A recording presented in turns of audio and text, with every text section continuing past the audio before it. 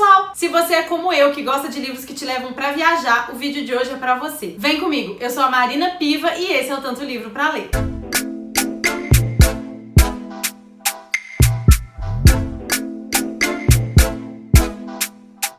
Começar, deixa seu gostei aqui no início desse vídeo, porque isso me ajuda a fazer ele chegar pra mais pessoas. Aproveita e se inscreve no canal se você ainda não é inscrito. No vídeo de hoje a gente vai falar sobre um livro que eu amei, mas que vários membros do meu clube de leitura não gostaram tanto assim. Eu tô falando de Malibu Renasce, da Taylor Jenkins Reid. Ele foi a nossa leitura de fevereiro do CLTLPL. Pra quem não sabe, eu tenho um clube de leitura coletiva, que é o Clube de Leitura Tanto Livro Pra Ler, e eu organizo ele lá pelo Instagram. Se você não me segue, segue lá, é @tantolivro-pra-ler. E quando a gente escolheu esse livro aqui, eu já tava esperando gostar, porque eu amei Os Sete Maridos de Evelyn Hugo, foi até sobre ele o vídeo da semana passada, e já comecei a leitura com as expectativas muito altas. Terminei amando a história do mesmo jeito e fui pra reunião do clube achando que a gente ia tirar uma hora pra exaltar o trabalho maravilhoso de Taylor Jenkins Reid, assim como foi na reunião de Os Sete Maridos de Evelyn Hugo, mas não foi bem isso que aconteceu. Várias pessoas do clube, não foi uma só, sentiram alguns incômodos nesse livro aqui, teve gente até que abandonou a leitura. Mesmo tendo gostado muito, eu consigo entender o que elas querem dizer e eu vou falar um pouco mais sobre isso no decorrer desse vídeo aqui. Mais uma vez eu falo aqui no canal que ler em conjunto é muito legal, porque a gente entende o ponto de vista de outras pessoas, a gente enriquece a nossa experiência de leitura, porque cada um absorve a leitura de um jeito, cada um enxerga a história de acordo com as próprias vivências, com as próprias crenças. É verdade. Então é muito interessante fazer parte de um clube de leitura. Se você não faz ainda, mesmo que não seja o meu, procure um pra você participar, porque é muito legal. Então vamos ao enredo desse livro aqui. Eu vou fazer naquele formato que eu já fiz vários outros vídeos aqui no canal. Eu vou falar um pouco do início do enredo dele, sem spoiler, pra ver se te interessa, pra ver se vai chamar a sua atenção pra conhecer essa história aqui. E depois eu vou falar sobre o final e alguns comentários meus, algumas reflexões que ele me trouxe. Então a partir desse momento vai ter spoiler, mas pode deixar que eu aviso, assim que chegar no momento dos spoilers, eu deixo bem avisado aqui na tela, eu falo também pra você não pegar nenhum spoiler que você não queira, combinado? Então vamos ao enredo de Malibu Renasce. Esse livro começa falando um pouco sobre um problema que a Califórnia vive há muitos anos,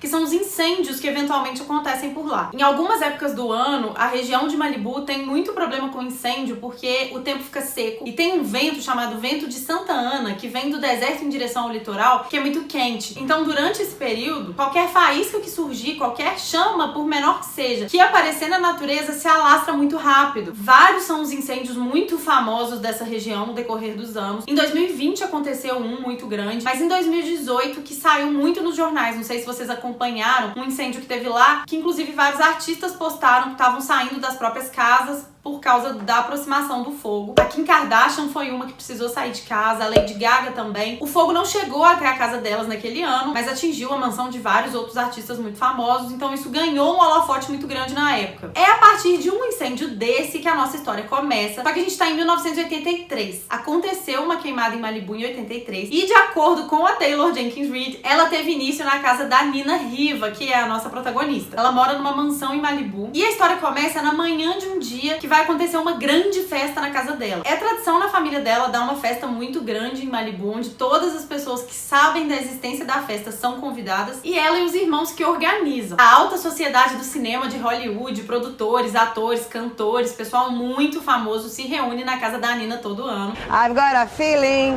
that tonight's gonna be a good night. Só que nesse ano específico, em agosto de 83, ela tá muito desanimada. Ela não tá com vontade de dar aquela festa naquele dia, mas ela não tem muita escolha. Os irmãos dela já estão esperando por isso, várias pessoas ao redor dela ansiosas pelo acontecimento da festa, então ela vai cumprir com o papel que ela acredita que é dela de receber aquelas pessoas na casa dela. A história vai acontecer no decorrer desse dia, da manhã até o final da festa, mas durante a narrativa desse dia, a gente vai ter um monte de flashbacks sobre a história da Nina e a história dos pais dela. A Nina Riva é uma modelo mundialmente famosa que fez fortuna em campanhas publicitárias e ela é casada com um tenista que também é muito famoso, campeão mundial, só que ele acabou de sair de casa. Ele começou a ter um caso com uma tenista também, em algum torneio que eles participaram, e informou pra Nina que tava saindo de casa. Ela tá mal com aquilo ainda, não aceitou muito bem o fim do casamento, a mídia tá atrapalhando muito, porque o término foi uma coisa muito exposta, então ela tá bem amolada com essa situação, ela tá na casa onde ela morava com ele. Ambulância.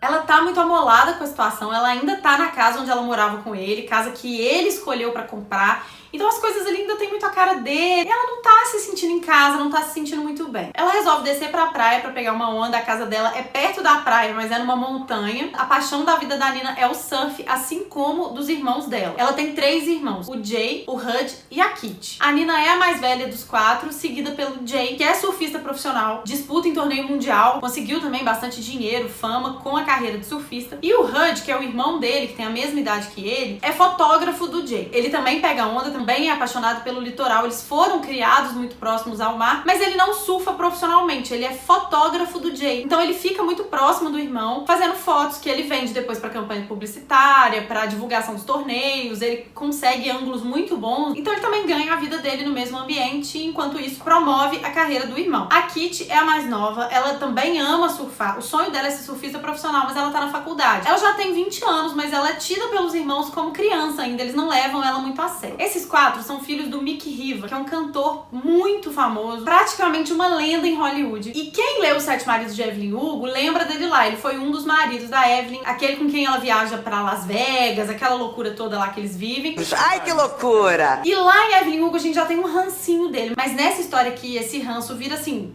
ódio. Boa parte dos flashbacks que acontecem no livro são pra contar a história do próprio Mickey. Ele teve uma infância muito difícil, muito mesmo. A mãe dele era completamente ausente, ele teve problemas com o pai. Quando ele chega na juventude, ele é praticamente um menino sozinho no mundo, que tinha muito talento pra música e muita vontade de ser famoso, era muito ambicioso. Antes de construir a carreira dele, ele cruzou o caminho da June, que era uma menina que trabalhava numa lanchonete que ficava na Pacific Coast Highway, que é uma avenida muito famosa lá da região de Malibu. Essa lanchonete na época se chamava Pacific Fish e era dos pais da June, ela trabalhava lá. Eles tinham uma vida muito modesta, mas conseguiam sobreviver com a lanchonete. Ele vai lá jantar um dia, conhece a June, ele chama muita atenção dela, ele era um galã, ele ainda era muito novo, mas ele já era um galã, já era um cara com muito carisma, não é à toa que ele construiu tudo que ele construiu depois. Então ela já se sente atraída por ele, e ela também era uma menina muito linda, muito charmosa, muito simples, e eles começam a se envolver. Ela acredita muito no futuro dele, acredita na carreira dele, e acaba apostando na relação que eles têm. Eles se casam, e nessa mesma época a carreira dele começa a deslanchar. A Nina nasce logo depois do casamento deles e depois de algum tempo chega o Jay. A situação financeira dele já está bem melhor. Ele compra uma casa, instala a June lá, a Nina nasce lá, depois vem o Jay e é uma casa pé na areia da praia de Malibu. E por isso eles têm um contato tão grande com praia, com o litoral, porque eles foram criados nessa casa. Paralelamente à história desse casal, a gente vai acompanhar a vida dos 4 irmãos já adultos. Não é uma história que acontece de forma linear, a gente vai e volta no tempo com muita frequência. E a gente, na verdade, passeia por 3 tempos diferentes. A história dos pais, a história dos irmãos já mais velhos e o dia da festa. Mas não fica confuso não, dá pra acompanhar a história direitinho. Os 4 irmãos já são adultos hoje. O Pacific Fish, que era onde a June trabalhava, se transformou em Riva Seafood e a Nina trabalha lá agora. Na verdade, como ela é modelo muito famosa, ela faz aparições lá em alguns dias específicos porque ela sabe que os fãs dela sabem que aquela lanchonete é da família e muita gente vai lá na expectativa de encontrar com ela. Então, pra atender a expectativa dessas pessoas,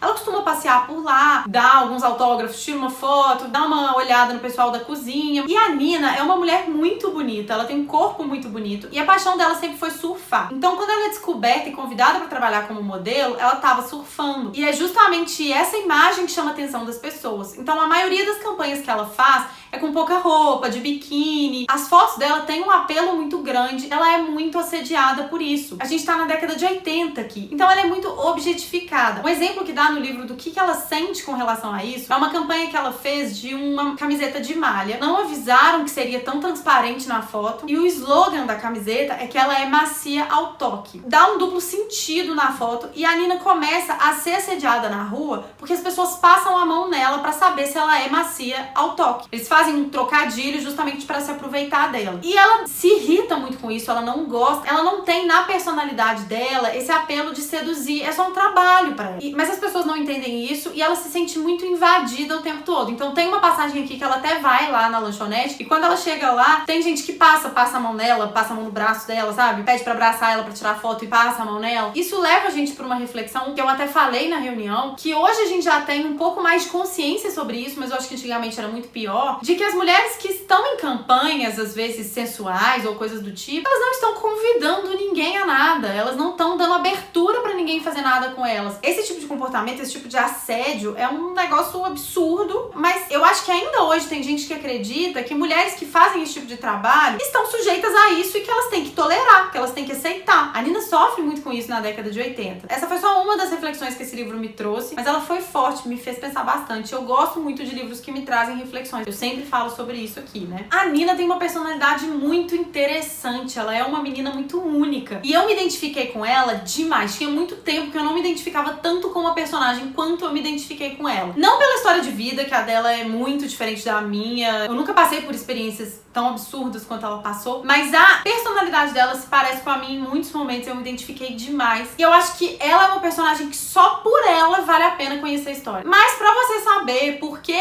agora ela é dona da lanchonete, o que aconteceu na vida do Mickey, da June, tudo que levou eles até ali e o que vai acontecer na festa, você vai precisar ler Malibu Renasce. Eu indico muito a leitura. Ele tem alguns pontos que irritaram algumas pessoas, que inclusive isso foi levantado na reunião, e eu acredito que não seja só na reunião. Acho que muita gente deve ter pensado igual. Eu vou falar sobre isso já na parte dos spoilers, mas ainda assim, mesmo com isso, eu acho que vale muito a leitura e vale a reflexão que esses pontos trazem pra gente. Essas partes que fazem raiva fazem a gente refletir algumas coisas muito importantes e interessantes. Tem alguns temas bem relevantes no livro. Eu também vou falar mais na parte de spoiler, então eu te convido a conhecer Malibu Renasce. Eu acho que vai ser uma leitura muito legal e que vale bastante a pena conhecer. Se você não quer spoiler, por favor, para esse vídeo aqui. Eu vou deixar o link dele na Amazon aqui na descrição desse vídeo e o link geral também, se você quiser comprar qualquer coisa na Amazon e comprar pelo meu link, você patrocina esse conteúdo. Eu te agradeço muito por ter ficado até aqui. Quando terminar de ler o livro, volta pra saber se você concorda com os meus comentários, se você também refletiu dessa forma, e me conta nos comentários se você gostou. Combinado? Então para o vídeo, gente. Para o vídeo que agora vai ter spoiler. Pra você que continuou por sua conta e risco, presta atenção que vai ter spoiler daqui pra frente. Se você não quiser, para esse vídeo, pelo amor de Deus. Vamos continuar com o resto da história e comentários. Seguindo na história do Mickey e da June, quando o Jay nasce, o Mickey tá em turnê, já tá bombando. E ele nem chega a tempo do parto do Jay. Ele falou que voltaria, mas não volta. Faz o show, enche a cara lá no dia que ele nasce. Deixa a June completamente desassistida. E aí, algum tempo depois, ele volta. Ela perdoa, ele fica lá com o filho, com a Nina, que ainda era muito pequenininha. E segue turnê de novo. Ele viaja muito, né? Porque como ele é um cantor muito famoso, ele fica em turnê quase o tempo todo. Até que um dia, a June tá em casa com o Jay pequenininho e uma pessoa bate na casa dela. É uma mulher com uma criança. E ela descobre que é ninguém menos que uma amante do Mickey, com o filho dele, levando a criança pra lá porque ela é uma atriz, ela não desejava ter filho naquele momento, então ela abandona a criança na casa do pai. É daí que vem o Hud, que chama Hudson. Ele tem praticamente a mesma idade do Jay, então a June, que era uma mulher muito amorosa, recebe ele de braços abertos em casa, cuida dele, cria ele junto com o Jay como se eles fossem gêmeos. Ela fica com muita raiva do Mickey, briga com ele, mas o casamento não acaba. Ele volta pra casa, ele é perdoado e eles continuam a vida deles. Ela sabe, a partir de então, que ele trai ela com muita frequência. Ela imagina que ele tenha muitas mulheres nas turnês que ele faz, mas ela fica em casa esperando por ele, criando os filhos com muito amor. E ela é apaixonada por ele, completamente apaixonada. Ele era um galã que cantava música de amor, então ela e metade do país eram apaixonados por ele, e ela resolve tolerar aquilo. Ele vai arrumando uma amante depois da outra, até o dia em que ele se apaixona por uma amante e resolve abandonar a casa dele. Ele abandona a June e as 3 crianças e vai viver com essa amante, e ela fica devastada, ela fica mal, porque tudo que ela fez na vida dela foi aceitar, né? Ela nunca gerou nenhum problema pra ele, de repente ela é abandonada, ela fica muito chateada, mas dentro dela ela tem certeza de que ele vai voltar. Então ela fica aguardando, cheia de esperança, o dia em que ele vai se arrepender e vai voltar pra família. Ela não cobra nada dele, ela deixa ele viver a vida que ele quer. Até que um dia, realmente, ele sente saudade da família e volta. Até então, ele não deu a mínima pras crianças, mandava o dinheiro lá e era só isso. Ela continuou criando, trabalhando na lanchonete dos pais, e aí um belo dia o bonitão resolve voltar pra casa. Ela recebe ele, ela tem um pouco de mágoa, mas ela volta.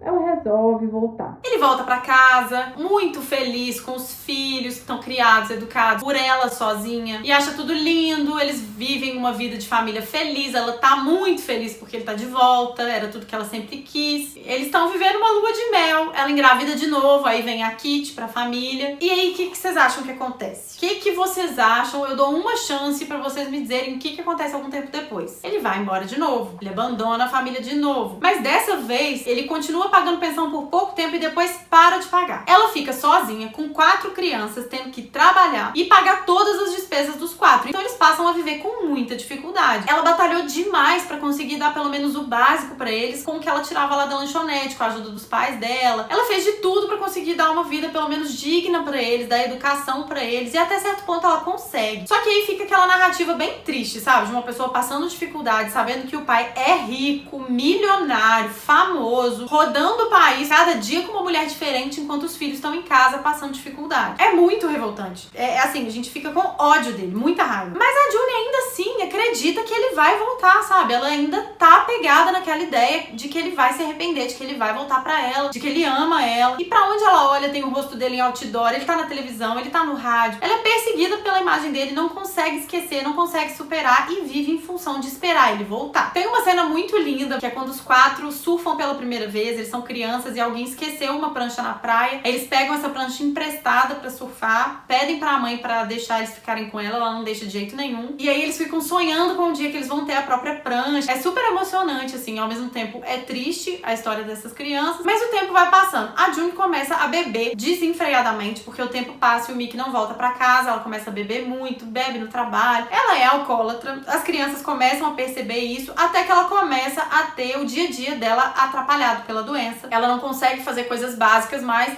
E aí a Nina já tem uma idade que ela já consegue ter noção de que a mãe dela tá bêbada e de que ela precisa cuidar dos irmãos. E ela começa a assumir um pouco esse papel de cuidar deles, de cuidar da comida deles. Várias vezes o jantar, tipo, queimava, eles não tinham o que comer. Aí a Nina começa a dar um suporte nesse ponto. Então ela fica muito responsável muito cedo. Os irmãos também aprendem que eles precisam ajudar. Até o dia em que a June, muito bêbada, resolve tomar um banho de banheira e se afoga. A Nina chega em casa, encontra a mãe dela morta e a partir de então, ela que tem que cuidar dos irmãos. Ela ainda era uma menina menor e ela tem muito medo de que eles sejam levados para um abrigo, porque ela não poderia assumir a responsabilidade por eles. O advogado deles manda uma notificação pro Mickey falando que a ex-esposa dele faleceu, se ele quer a guarda das crianças. Ele nunca se manifestou, ele deixou eles abandonados lá, nunca deu nenhuma assistência, nunca fez nada por eles. E a Nina continua meio que criando aqueles irmãos ali, trabalhando na lanchonete da mãe. Ela herda a lanchonete, então ela vai trabalhar ali para conseguir colocar comida na casa dela. E ela faz 18 anos, consegue que ninguém notifique nenhuma autoridade, consegue ficar cuidando dos irmãos. Quando ela faz 18 anos, ela assume a guarda deles e ela precisa largar os estudos, porque ela precisa trabalhar mais tempo. Então a vida dela é super difícil, é só cuidar daquelas crianças. São 3 irmãos. Ela faz questão que o Jay e o Hud continuem na escola, a Kitty também. Então é assim que a Nina cresce, é cuidando da família. Ela nunca pensou nela. E a personalidade dela é muito assim, ela é muito forte, mas ela aceita tudo que pedem, porque ela aprendeu que tinha que ser assim. Ela assume tudo, sabe? Ela tem medo, mas ela não se deixa dominar pelo medo. Ela enfrenta tudo que ela precisa enfrentar pra cuidar daquelas pessoas que são as únicas pessoas que ela tem no mundo, que ela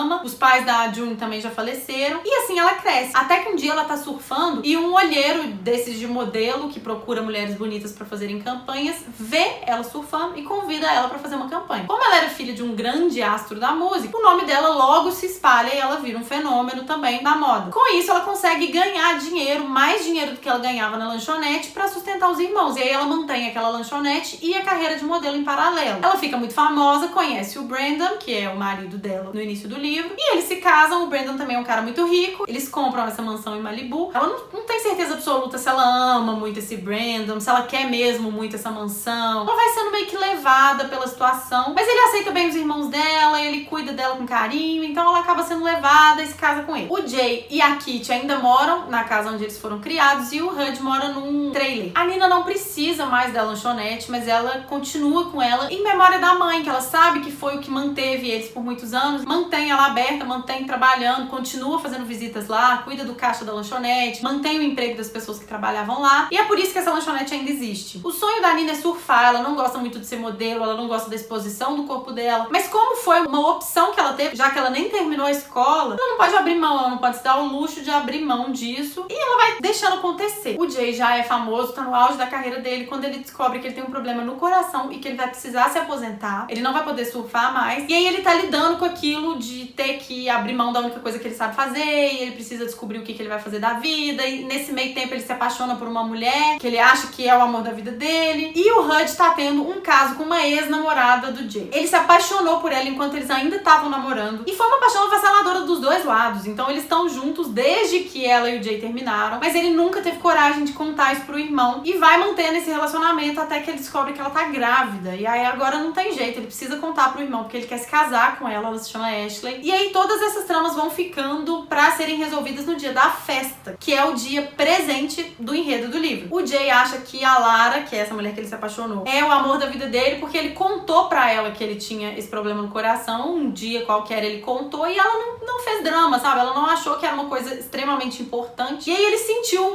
um bem-estar tão grande, sentiu que ela era uma pessoa tão leve, que ele acha que é o amor da vida dele e fica obcecado por ela. A Kitty, que é a irmã mais nova, a gente não entende muito qual é a dela, mas a gente percebe que ela tem um problema com a própria imagem, ela se compara muito com a Nina, mas ela sabe que elas são muito diferentes, ela tem uma autoestima meio baixa, e ela também pretende ficar com alguém na festa, que ela nunca tinha beijado ninguém, apesar de já ter seus 20 anos, já tá na faculdade, ela nunca tinha beijado ninguém, e as coisas vão acontecendo até a gente chegar no horário da festa. O que eu disse que incomodou muitas pessoas durante essa história, que foi levantado no clube, teve até uma pessoa que abandonou a leitura, foi a relação da June com o Mickey. Foi o fato dela sempre aguardar pela volta dele, ela sempre perdoar, ela cuidar de tudo pra que ele tenha uma vida tranquila e perfeita, ela tolerar qualquer coisa pra ter o amor dele, pra ter a atenção dele. De fato, é um estereótipo muito forte. Isso incomoda muito mesmo, a gente fica com muita raiva. Quando ele sai de casa pela segunda vez, gente, eu fiquei com tanto ódio. Assim, não sei nem explicar, eu fiquei com muita raiva dele, mas eu acho que isso era a intenção da autora. Isso tudo tá acontecendo lá na década de 50. O Mickey foi famoso na década de 50.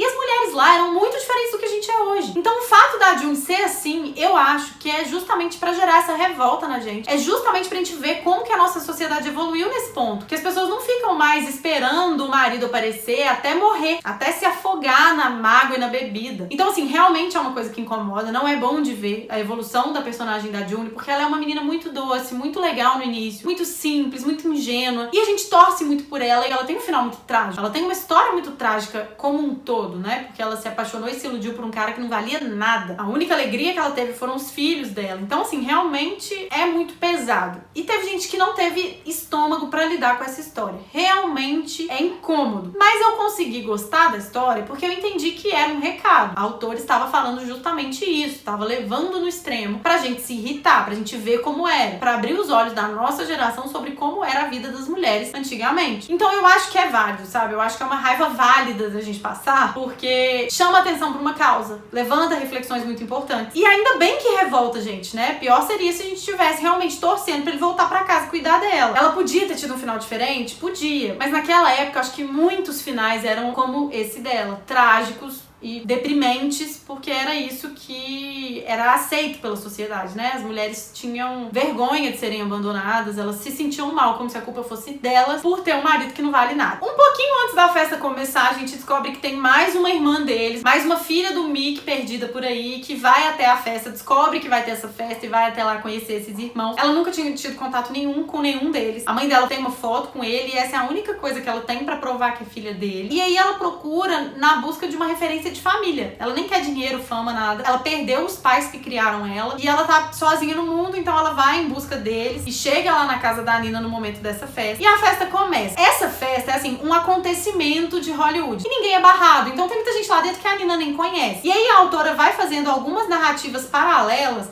de convidados que estão lá, de coisas que aconteceram com eles. Ela conta uma historinha de uma artista que acabou traindo o marido com outro. Tem um cara que perdeu a esposa e encontra uma nova paixão lá na festa. Aí vai contando algumas narrativas dentro da festa que eu achei super divertidas. A narrativa da festa em si é muito legal por causa disso. Ela cria fofocas, como se fosse isso. Ela cria notícias de tabloides ali dentro do livro, mas na família também acontece muita coisa. A Nina conhece essa irmã, que ela nem sabia que existia. A Kitty descobre que ela gosta de meninas, porque ela fica com o menino e vê que ela não sentiu nada. Ela realmente entende que era isso mesmo. Ela queria só experimentar beijar alguém pra ver se ela ia sentir alguma coisa, mas ela descobre que não, que a intuição dela tava certa, que ela gosta de meninas. O Jay leva um fora da Lara, que é a mulher que ele acreditava ser a mulher da vida dele, mas que na verdade não passou de um casinho, não passou disso pra ela não deu a mínima importância pro que eles tiveram, enquanto ele floreou um super romance. E eu achei isso legal nesse livro, porque normalmente o que a gente vê acontecer em outros livros é o contrário, né? A mulher florear um super romance e pro cara não fazer diferença. E o Rudd vai contar pro Jay que ele é perdidamente apaixonado e engravidou uma ex-namorada dele. Eles começam uma briga, o Jay não aceita, bate no Rudd, eles estão tendo uma luta mesmo, uma briga. Quando o Mick chega nessa festa, ele nunca mais apareceu na vida de nenhum deles. Quando a mãe deles morreu, ele nunca mais deu as caras, ele nunca procurou pra saber se eles estavam precisando de alguma coisa, nunca mais deu pensão, nada. A Nina criou aqueles meninos praticamente sozinha depois da morte da mãe. Mas o que ninguém sabia é que todo ano nessa festa, a Kitty mandava um convite escrito pro pai. Ela fala que fazia isso porque ele não aparecia e aí ela alimentava o sentimento de raiva que ela tinha dele. Ela precisava alimentar isso pra não desejar que tivesse um pai, pra não admirar ele de longe. Ela queria sentir raiva mesmo. Então, pra alimentar isso, ela convidava só pra ele não ir. Só que esse ano ele tá sozinho, já tá mais velho, já tá perdendo um pouco de relevância na mídia, tem muito medo de realmente perder relevância, de se tornar um anônimo. E essa carência tá batendo nele e ele pensa assim: por que eu não vou atrás desses filhos? Convido eles pra vir almoçar aqui em casa de vez em quando, pra eu ter uma família pra encher minha casa, pra me trazer um pouco de alegria. Ele pensa assim e vai pra festa da Nina. No meio disso tudo também, o Brandon, que era o marido que tinha abandonado a Nina, volta e pede pra ela pra voltar pra ele no meio de todo mundo, faz a maior cena de romance, dá um beijo nela na frente de todo mundo, as pessoas aplaudem, uma cena de circo, assim, palhaçada. E aí depois disso, a amante do Brandon, que é o ex-marido da Nina, aparece lá e faz um barraco. E nessa cena tem uma passagem que eu achei, assim, brilhante, que é a Nina falando que ela tava observando a amante do Brandon fazer aquele show e ela pensa, gente, como é que pode uma pessoa ter essa coragem de vir aqui, ser a amante, né, da história, vir aqui, chamar a atenção de todo mundo, gritar. Ela admira, ela não sente raiva por ser amante, até porque ela nem gostava desse cara mesmo, assim, sabe? Ela ficou triste pelo abandono, mas ela não tá apaixonada, não quer voltar pra ele, ela acaba sendo beijada na frente de todo mundo por conveniência, não tem uma relação emocional muito forte com ele. Mas quando ela vê aquela mulher fazendo aquele show, ela admira a força dela, sabe? Ela fala, como é que pode alguém existir? Parece que é outro planeta pra ela, alguém conseguir fazer aquilo, fazer uma cena, fazer um show, um escândalo. É como se fosse uma pessoa diferente. A Nina não é capaz disso, ela não é capaz de gritar com todo mundo e expor uma pessoa, assim, ao ridículo e tal. E essa passagem, assim, bateu, falou muito comigo, sabe? Eu achei muito legal a forma com que é colocada. Se você leu esse livro e passou batido por essa parte, lê de novo. Porque tem muita gente que sente aquilo ali que a Nina sentiu, sabe? Eu achei maravilhoso. Depois do escândalo dessa mulher, o Brandon desmaia lá, bebe, papelão do início ao fim. E aí o Mick chega na festa e vê os filhos brigando, não entende nada, separa eles e tal, e leva eles pra praia, que é logo embaixo ali da casa da Nina, pra conversar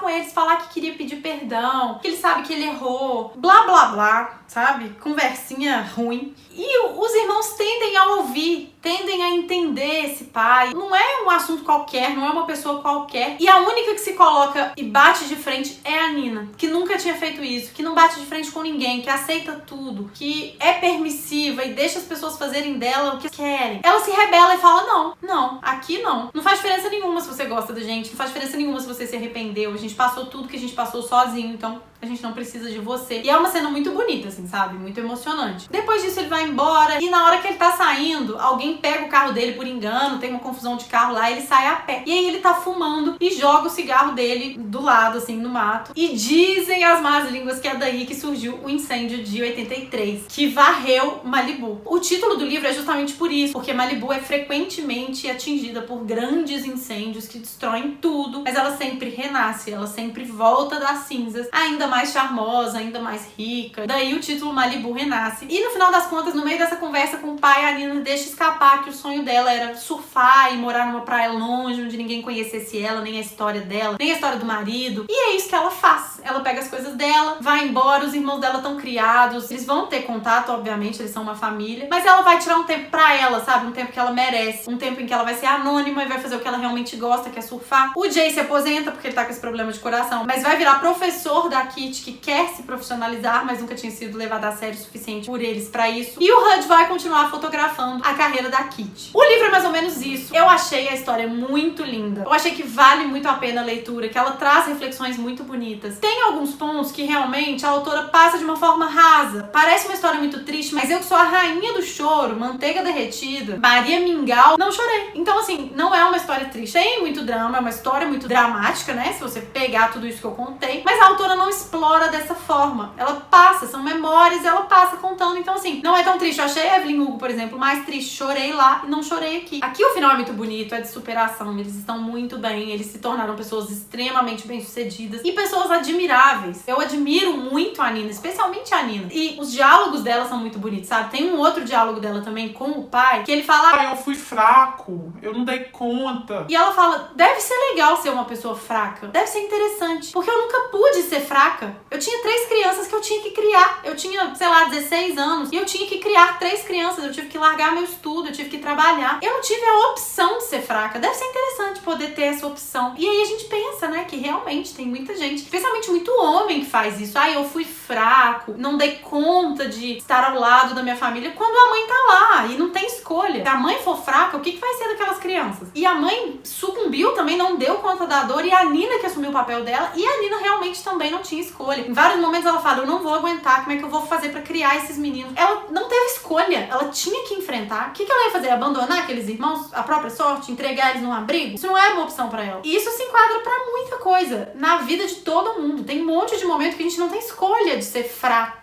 Então, assim, tem diálogos maravilhosos, tem reflexões maravilhosas e eu acho que vale muito a leitura. Aliás, se você chegou até aqui nesse vídeo, você já leu provavelmente, mas se não leu e ainda assim quiser conhecer, vale a pena, porque apesar dos spoilers que eu acabei de te dar, tem muito diálogo que vale a pena conhecer. Me senti em Malibu, o livro se passa inteiro na praia, né? Então eu super me senti na praia. Tem uma vibe muito praiana, alto astral, apesar da história ser assim. A gente se sente feliz com eles e eu super me senti lá. Achei muito gostoso, eu gosto de narrativas em praia e eu super indico. Eu espero que vocês tenham gostado do vídeo de hoje. Eu espero que quem já tenha lido tenha gostado de Malibu. Se você também teve uma opinião um pouco divergente da minha e também não gostou muito, deixa seu comentário aqui pra mim. Compartilhe esse vídeo com pessoas que você acha que possam gostar dessa leitura e não se esquece de se inscrever nesse canal. Muito obrigada por ter ficado até o final desse vídeo. Eu te espero no próximo. Um beijo e tchau!